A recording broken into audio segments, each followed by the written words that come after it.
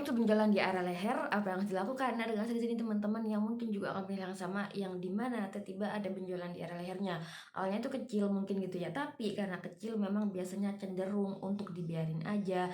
Ya udah toh nanti akan kembali ke kondisi semula tanpa diapa-apain, tanpa dipegang-pegang. Akhirnya apa?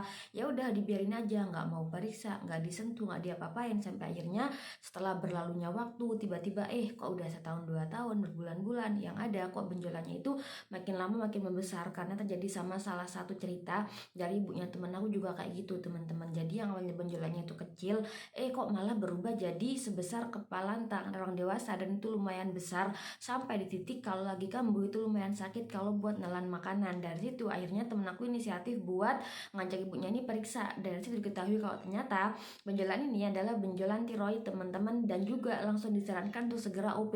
Tapi jelas gitu ya, ibunya temen aku langsung nolak teman-teman. Karena apa? Ya takut, khawatir, bingung, pokoknya tuh banyak banget lah tiba-tiba kepikiran yang ada di kepalanya sampai akhirnya udah nggak mau pergi untuk periksa lagi.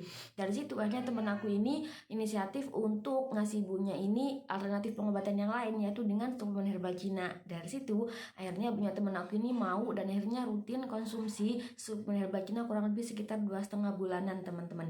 Dari situ yang awalnya gumpalannya ini sebesar kepala tangan orang dewasa gitu ya, dan itu lumayan besar, akhirnya itu bisa mulai sedikit demi sedikit mengecil sampai akhirnya kembali ke kondisi semula tanpa ada rasa sakit sama sekali, dan yang paling penting adalah nggak pernah muncul lagi si benjolannya ini.